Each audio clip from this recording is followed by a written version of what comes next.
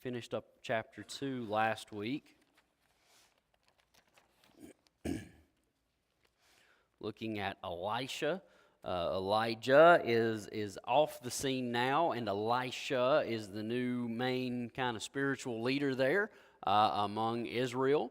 And so we saw his ministry being affirmed, his position being affirmed. We saw the sons of the prophets coming and recognizing his authority, even in how they requested permission to go and search for Elijah. But they searched for 3 days and they did not find him because they did not see what Elisha saw. But regardless of that, we saw how God blessed Elijah's ministry, and we're going to continue to look at that now in chapter 3. So 2 Kings chapter 3, and we're going to begin in verse 1. Now Jehoram, the son of Ahab, began to reign over Israel in Samaria the 18th year of Jehoshaphat, king of Judah, and reigned 12 years. And he wrought evil in the sight of the Lord, but did not like his father and like his mother, for he put away the image of Baal that his father had made. Nevertheless, he cleaved unto the sins of Jeroboam, the son of Nebat, which made Israel to sin. He departed not therefrom. So, remember, we already talked about this in first week or second week. I guess, I don't remember exactly, all the time runs together, but maybe a couple weeks back, we talked about this verse 1. We brought that up, and we talked about the reality of co-regency, because whenever you go back, it describes him coming to reign whenever Jehoram, the son of Jehoshaphat, takes over in Israel. So you got two Jehorams reigning at the same time, but that's easily understood through co-regency, that Jehoshaphat and his son Jehoram were reigning over Israel together, as Jehoshaphat saw that his time would be coming to a close, and that would set up Jehoram to take over. Simultaneously, Jehoram, son of Ahab, took over and it was reigning in Israel. So if you go back and read that, that's what's going on, just as a reminder there. And we find that he did, what's he like? What's Jehoram doing?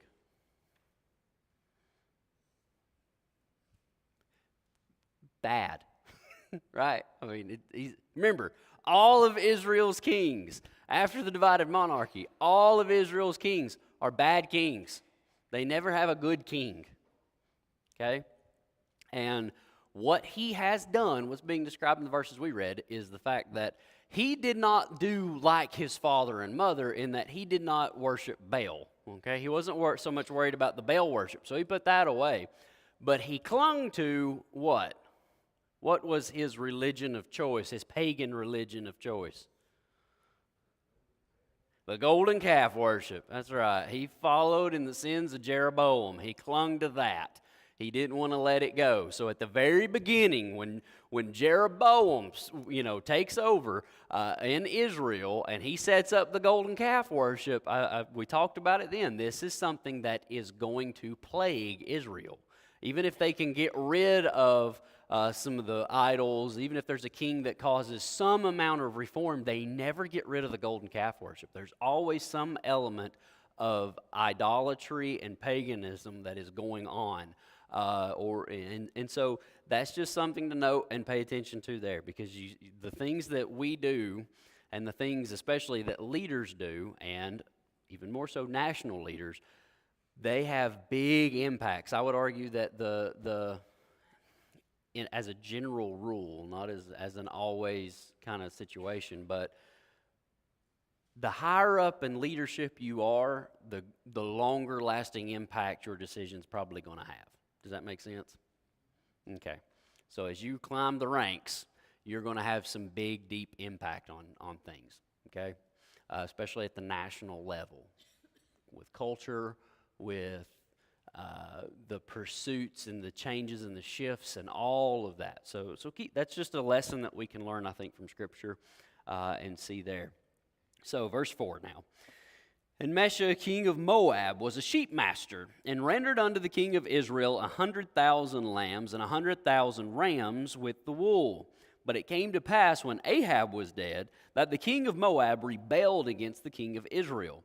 And King Jehoram went out of Samaria the same time and numbered all Israel. And he went and sent to Jehoshaphat, the king of Judah, saying, The king of Moab hath rebelled against me. Wilt thou go with me against Moab to battle? And he said, I will go up. I am as thou art, my people as thy people, and my horses as thy horses. So, we got an issue.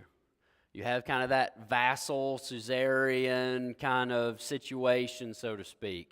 The big dog is making the little dog pay him, and specifically with regard to wool, the sheep and the lambs and the rams, okay? So you got Israel who has subjugated Moab, and Moab saw an opportunity. Ahab is dead, okay? And now's a good chance whenever there's a shift in power to maybe take a stand and not have to have the same burden, right? Not to mention the Moabites and in general, Israelites as a whole, they don't mesh, okay? They don't really mesh. This has been a problem. I know that Ruth is the shining example of a Moabite coming into Israel, but she's one good example. They don't really go together. You got to go all the way back to Genesis, look at their origins, look at how that started, look at the life of Lot, all the things that happened. So, anyways, Moab is rebelling against Israel. We're not going to pay you. So Jehoram leaves Samaria.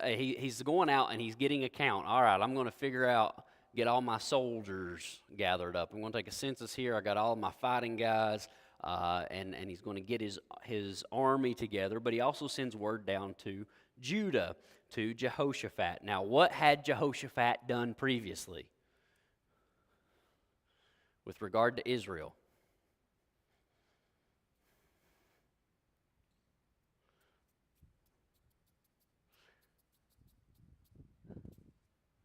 Nada? He made an ally with them, right? He made a deal. What was the deal? It's not specific. It's really general, really general. It was a marriage alliance, wasn't it?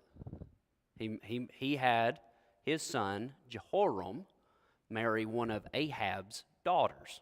Okay, they made a marriage alliance, and so now whenever. But remember, previously, when Israel went to war, Jehoshaphat gave a very similar answer. Did they not? Did he not?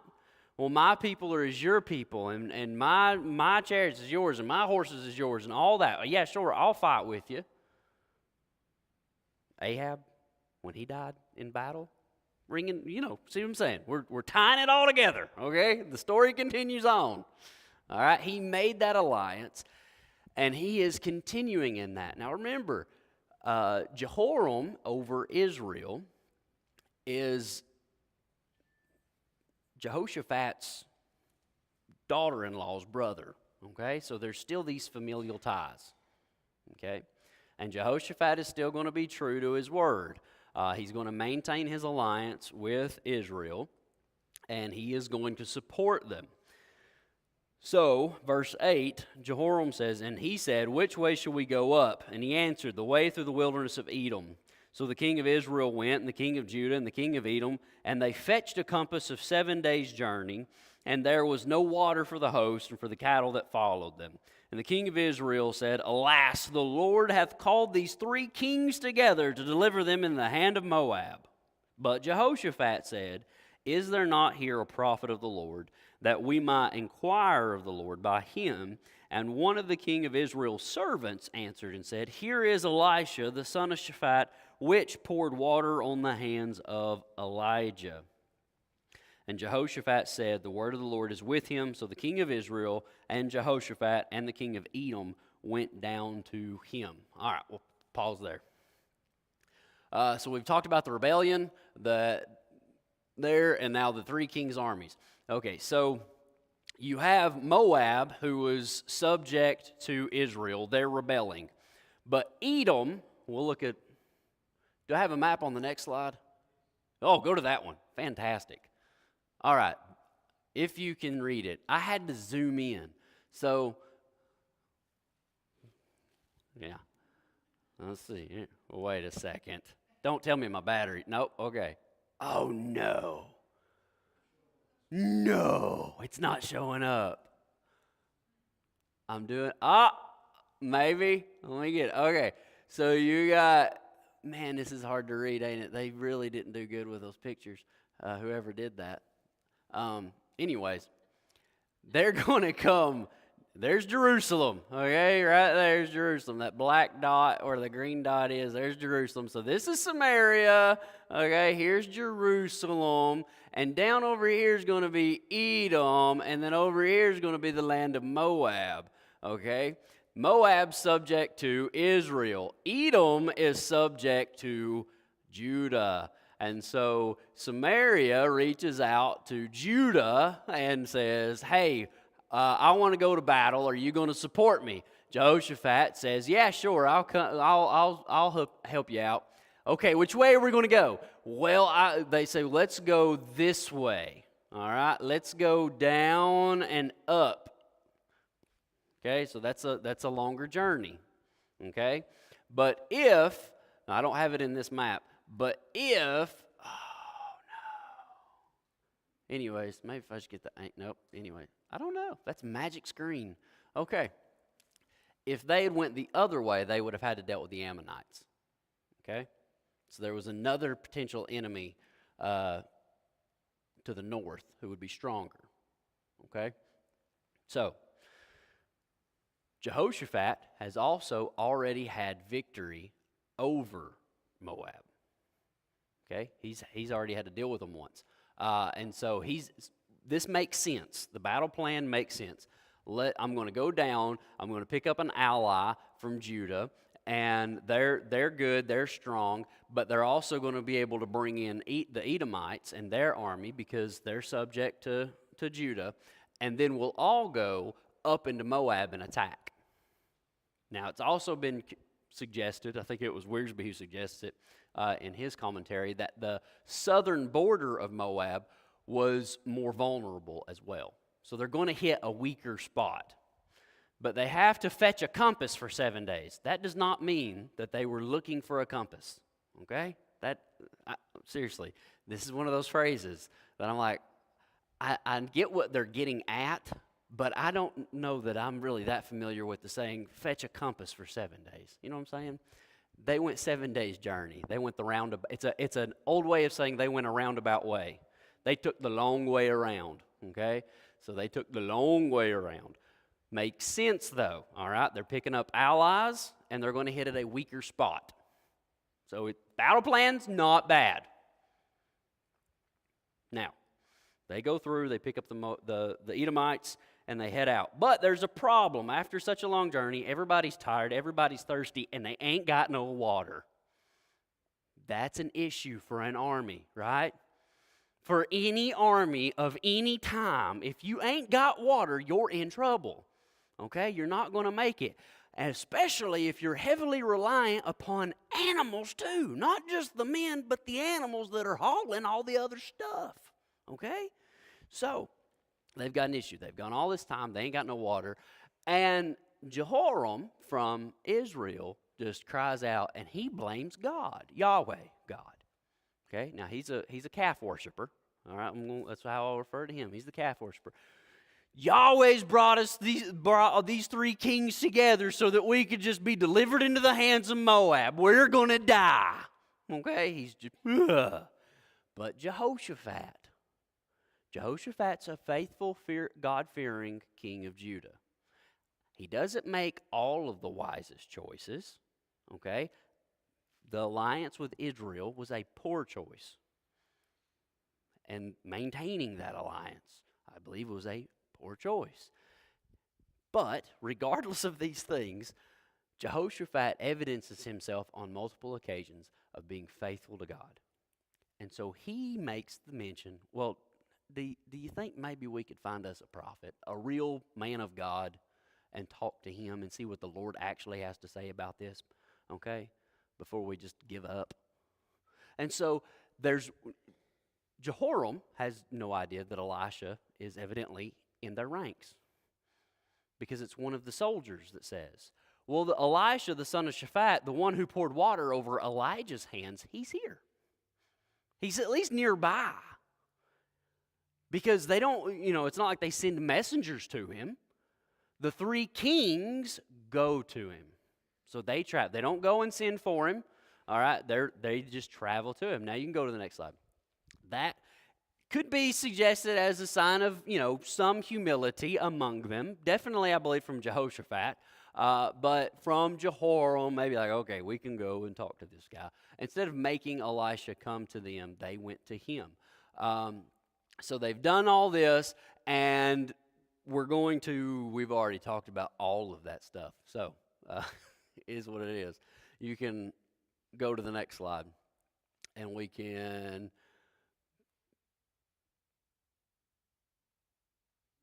go to the next slide. Sorry, I got way ahead of myself on that one. But anyways, so they go to Elisha. Now we'll pick up in verse 13. And Elisha said unto the king of Israel. Now we discussed this last week. We talked about these events loosely and briefly. But Elisha said unto the king of Israel, What have I to do with thee? Get thee to thy prophets of thy father and to the prophets of thy mother. And the king of Israel said unto him, Nay, for the Lord hath called these three kings together to deliver them in the hand of Moab. He's still blaming God. God's orchestrated this death match here. We're all going to pay for this. And Elisha said, As the Lord of hosts liveth. Now, Lord of hosts, this is God of armies. Okay, this is the hosts points to the heavenly hosts. Okay, the angelic forces. Before whom I stand, surely, were it not that I regard the presence of Jehoshaphat, the king of Judah, I would not look toward thee nor see thee. I'm only going to deal with you right now, Jehoram, because Jehoshaphat is here. I wouldn't even want to deal with you if it wasn't for that guy. Now bring me a minstrel or musician. And it came to pass when the minstrel played that the hand of the Lord come upon him. And he said, Thus saith the Lord, Make this valley full of ditches. For thus saith the Lord, You shall not see wind, neither shall you see rain, yet that valley shall be filled with water, that you may drink, both you and your cattle and your beasts. And this is but a light thing in the sight of the Lord. He will deliver the Moabites also into your hand, and you shall smite every fenced city and every choice city, and shall fell every good tree, and stop all wells of water, and mar every good piece of land with stones. And it came to pass in the morning, when the meat offering was offered, that, behold, there came water by the way of Edom, and the country was filled with water. Okay. So Elisha says, now, look, all right, I'll seek the Lord on y'all's behalf, but I need a musician. I need somebody to come play me some music. Most likely, that's to just kind of calm things down, all right? He's already got a wicked king in front of him.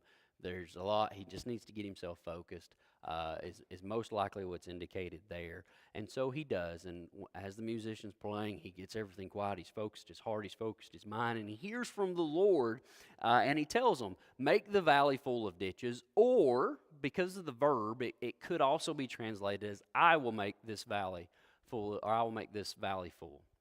Okay, so regardless of if they had to go out there and dig ditches, all right, all the soldiers, or if God took that stream bed, if it was more like a stream bed, and God said, I'm going to take that and fill it, regardless of that, God is still the one who miraculously fills it with water, okay? That's the whole point. God says, look, you're not going to see anything, you're not going to hear anything, you're not going to feel anything, but I'm going to make water show up. The reason I bring that up is because some of the translations that some of you may have may rendered that a little bit different. And so God's going to be the one who does that. And what most think, because it talks about it coming from the way of Edom, is that God probably orchestrated storms in the mountains to come and cause a flash flood so that the waters went down the mountain and filled those ditches, filled that stream bed, and made water available to all of the soldiers. And this is going to be a sign to the three kings and to their army that the Lord is with them, because he says, you're going to defeat the Moabites. So he backs it up. He evidences himself. He evidences his willingness to do that and to cooperate with them in this endeavor by sending the water. Now, the water's going to serve it's not going to just water the army. It's actually going to have another purpose, as we'll read about shortly. So it's really awesome how God works. Everybody's able to drink, and what I love about it, it says, but this is a light thing to the Lord. I love that. You got Jehoram, king of Israel. We're going to die. We ain't got no water. We're going to be delivered to the hands of Moabites. I'm going to lose to these rebels. God says, don't you worry about this. I'm going to bring water. Everything's going to be taken care of. I've got this. This is a light thing for me. It's a light thing to make this place full of water, enough to water 3 armies and their animals. That's a light thing? Man, that's an awesome God. Don't ever underestimate what God can do. Don't ever underestimate what He can orchestrate in His creation.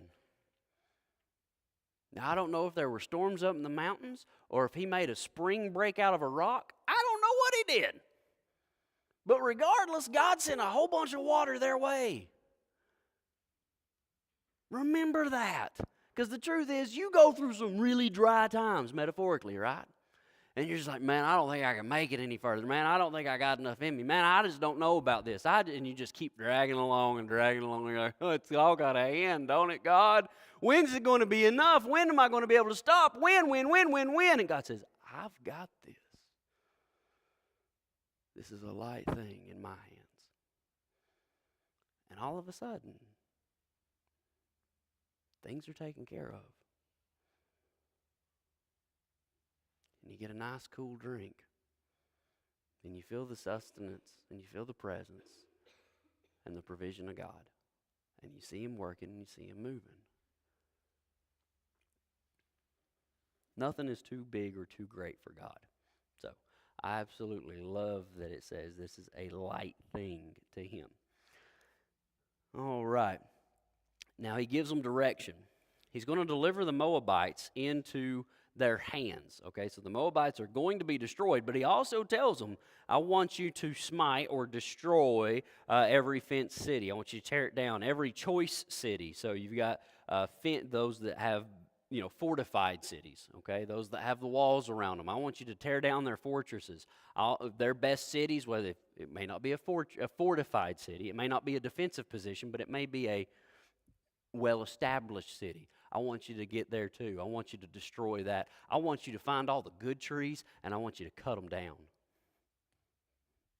I want you to take rocks, and I want you to ruin all of their land. God's bringing about some judgment on the Moabites. You think about it.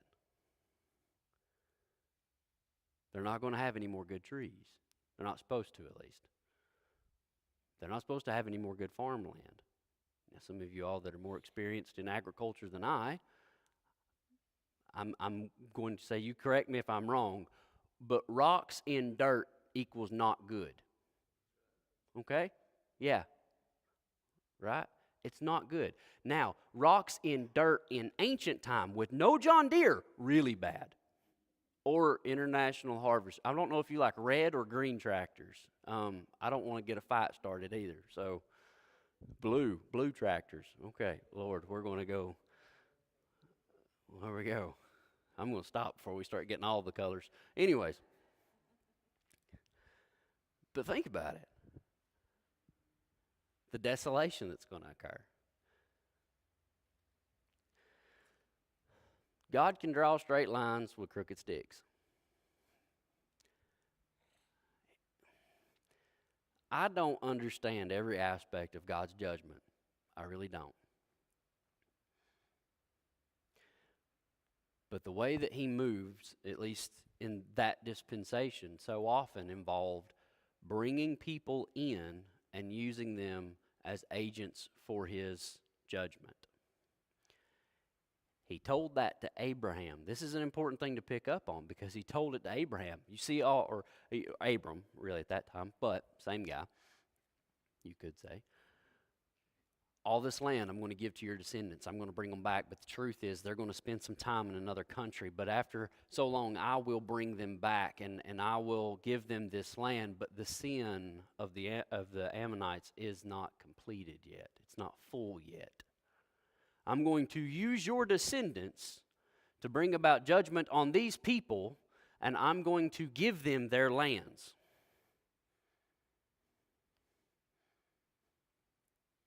Now, here we find God is going to use Israel and Judah and Edom to bring judgment on Moab.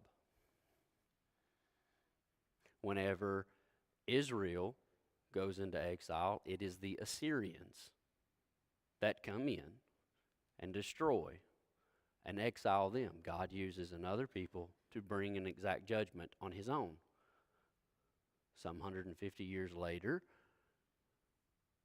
the Babylonians come to Judah and exact judgment on God's people in Judah because of their disobedience, because of their recklessness with their covenant, because of their attitudes, because of their hearts. They did not heed the word of the Lord. And so that's just something to note, is God is righteous, God is just, and he means it. Whenever he establishes a covenant, he means it. And when you go back to Deuteronomy and you read about the covenant and says, look, here's all the curses I'm going to bring on your enemies. And here's all the blessings I'm going to give you. But I'll tell you this right now, if you do not follow my covenant, if you don't keep my word, if you aren't going to be honorable to this covenant, then I'm going to bring these curses about on you. Because I mean it. I will be just. That is the God we serve. That's the same God that we got today. Okay? God's the same yesterday, today, and forever. He is still just. And I know that people really struggle with God's judgment and the concept of judgment and things of that nature. But God is righteous. God is just. And all of his choices are such. And I am not in a position to question his authority.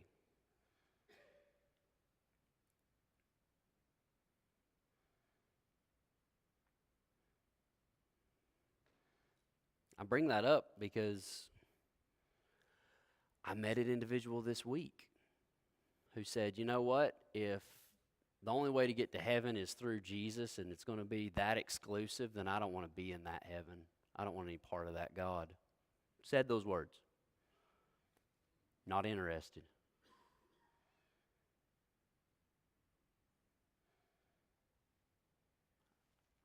Man, if God is what you say he is, then why this and why this? And the hardness towards God was very scary.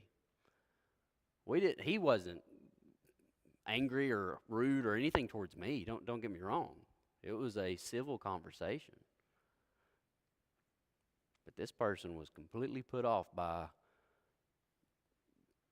biblical God, biblical Christ.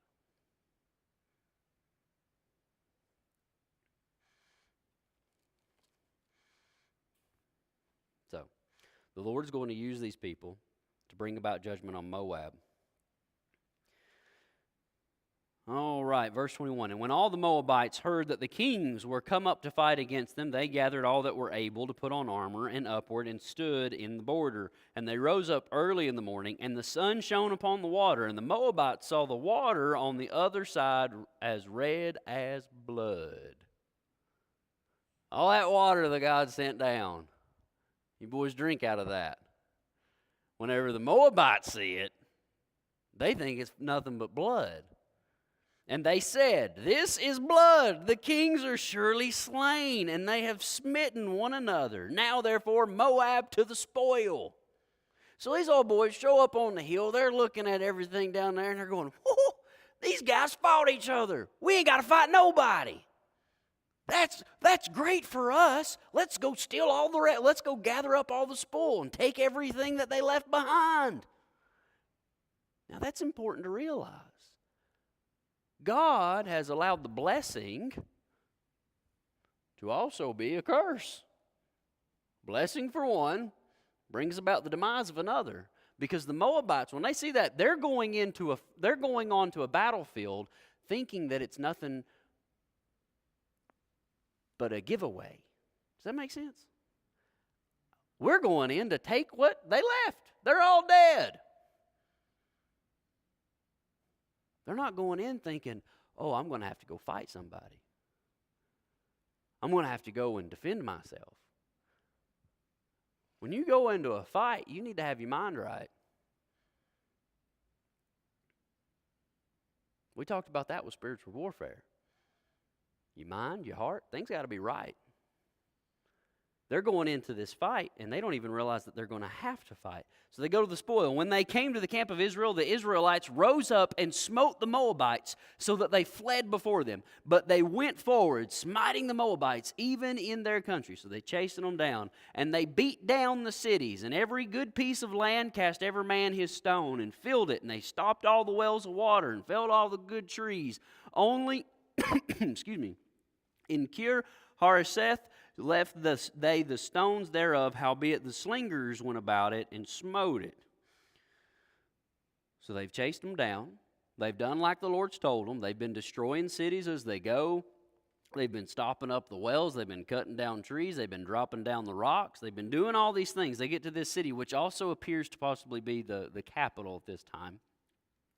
And they stopped there, and people are gathered in. So verse 26, and when the king of Moab saw that the battle was too sore for him, he took with him 700 men that drew swords to break through even unto the king of Edom, but they could not. So he's trying to rally his troops.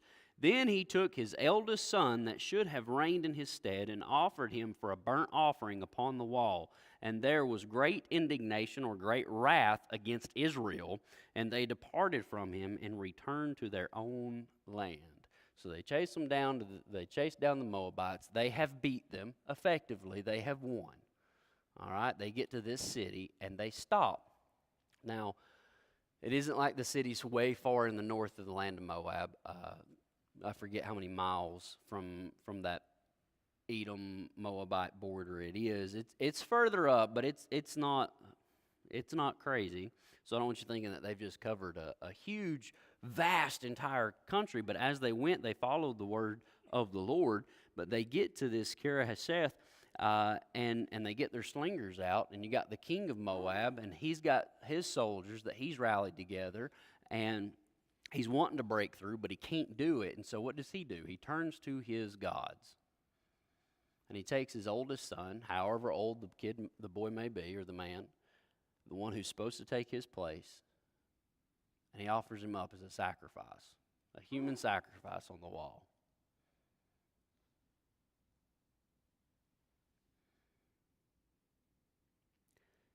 And then something strange happens. There was great wrath or indignation against Israel. That's weird, ain't it? Now, you can roll the next slide. There's a few explanations that I found to be, that are mentioned at least. One of them makes the most sense to me, most likely, but we'll go through these. Now, I put at the top, how does the water serve as a double blessing?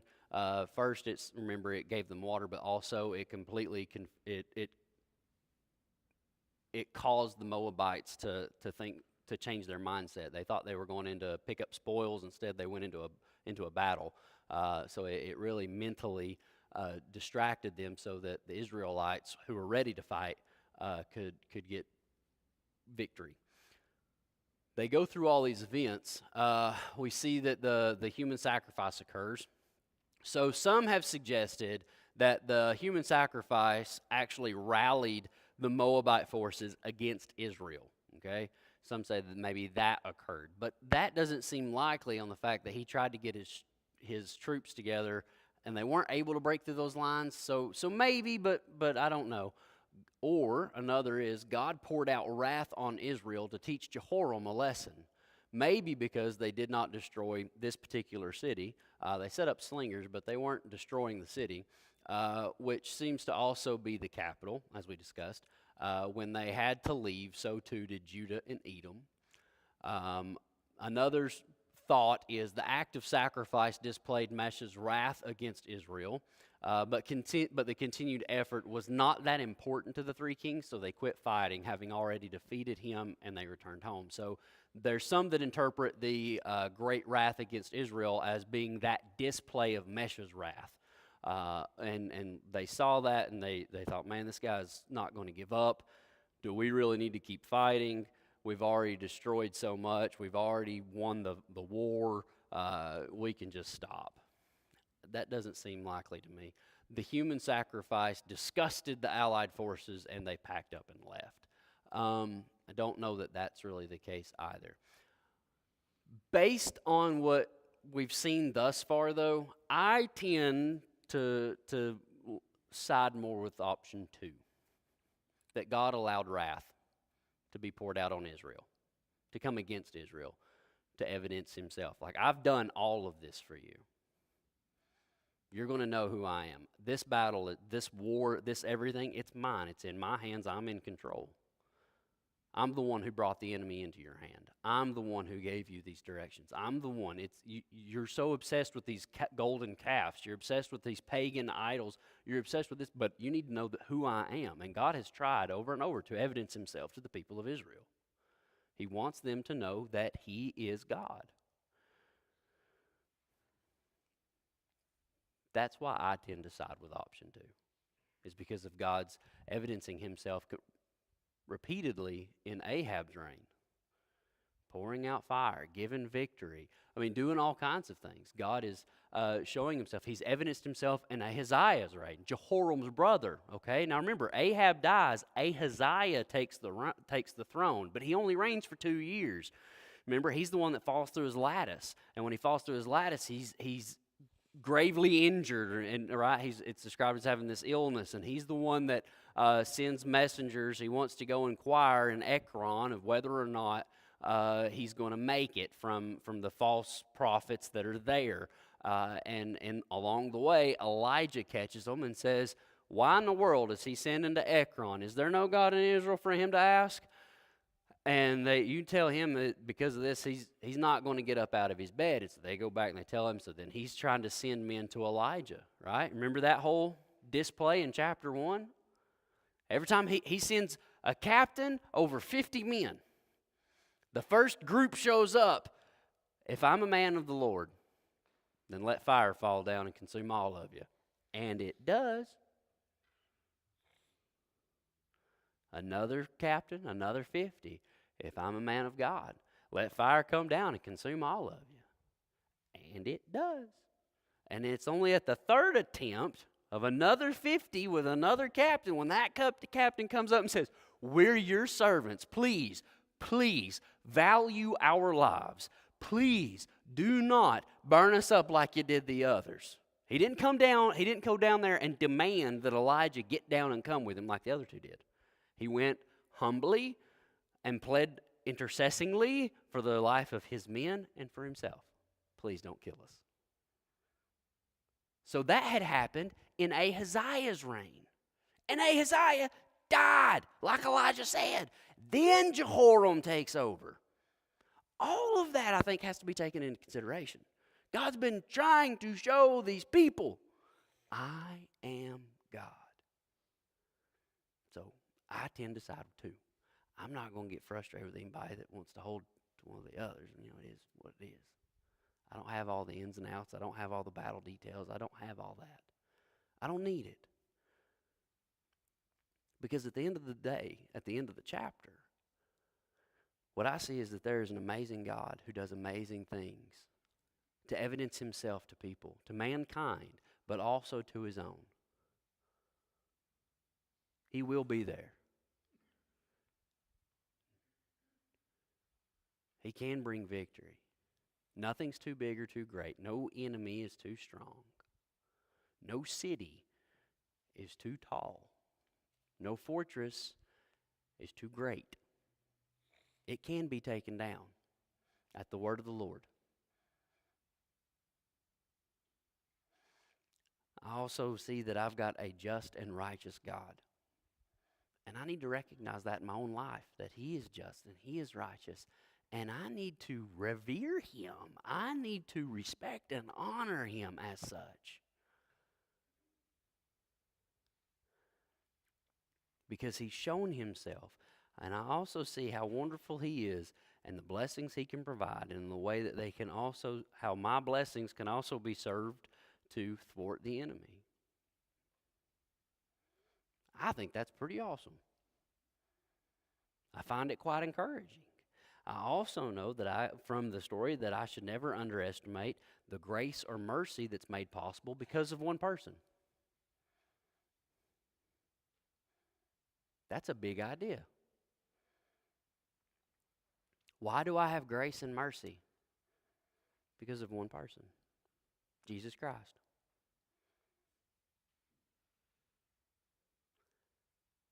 The interceding of one person with the people of Israel. On the Day of Atonement, when the high priest walked in, one person making atonement for the sins of a whole nation. Man, what God does. The way that it pictures what is to come. But it also makes me realize that, you know what? God can use me in the midst of some wicked people to evidence himself to them. And so regardless of circumstances I might find myself, if I will remain faithful to him, Jehoshaphat did, in a dire situation, 7 days journey, going the long way, they ain't got no water, it seems pretty rough, but Jehoshaphat says, we need to talk to God. Before we just give up, maybe we should see what the Lord has to say about this. He stayed faithful, and through that God worked. And Elisha says, if it weren't for you, if it weren't for Jehoshaphat, I wouldn't deal with you, Jehoram. He definitely wasn't worried about Edom. It's amazing what God can do if we'll be faithful and true to him. So. Questions, comments?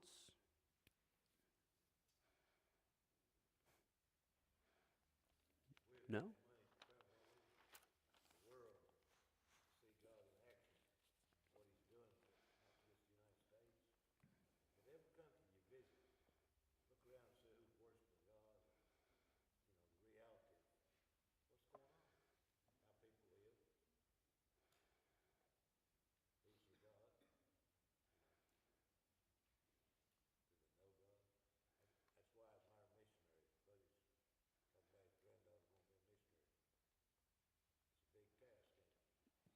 That it is.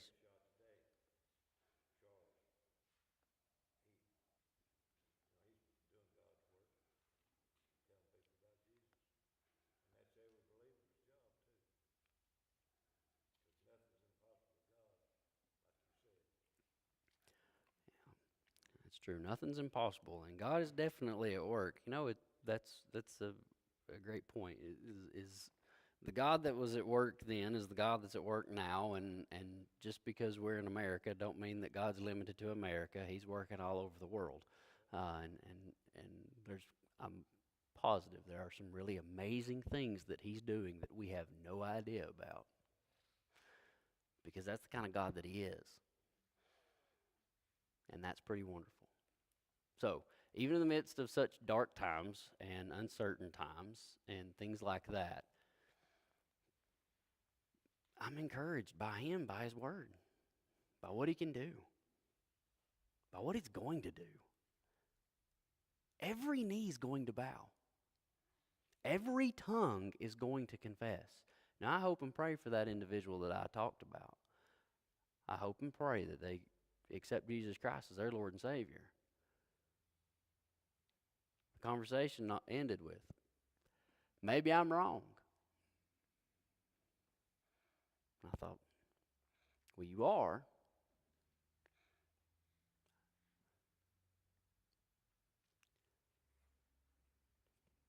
But it breaks my heart to think about the day when you realize it.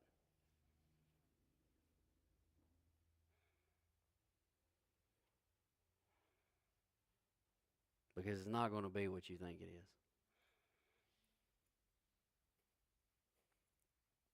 Every knee will bow, every tongue will confess. Every person that stood and looked at Charlie Kirk and told him he was crazy for believing in Jesus, or anybody that's ever stood and told the evangelist or the missionary or the door knocker or whoever it is, I don't believe that, I won't accept that. Everybody will bow before Christ. All of the kings of the world will submit to him. And they will acknowledge him as the Son of God. He wins. Ultimate victory. So, it's amazing what he's doing. It's amazing what he's going to do. And if you need encouragement, think about what he's already done so many times before and what we're headed towards. That being said, let's close in a word of prayer. Heavenly Father, we come to you, and God, we want to praise you because you are absolutely astounding. God, you are always showing us. I mean, just the reality that the world doesn't collide, Father, with another planet in the universe, Lord, that we are angled at just the right way, that we spin at just the right speed. Father, you are always evidencing yourself, your control, your power, and God, it just leaves us standing in awe. Father, it is amazing what you look at and say, that is a light thing to me. And so, Lord, I know that there's problems. I know that there's hurts. I know that there are worries and anxieties here tonight. But, Father, I pray that our eyes would be opened, that our ears would be unstopped, and that we would hear that there is nothing too big for you, that you work in amazing ways. You evidence yourself in amazing ways. You don't give up on those who don't give up on you. Lord, I pray that we would be faithful, that we would be obedient, regardless of situation or circumstance, so that we can point people to you, like Jehoshaphat's example. When it seems dire, we need to talk to the Lord. Maybe there's somebody here tonight, and that's how they feel. Their situation's dire. Lord, I pray that they talk to you.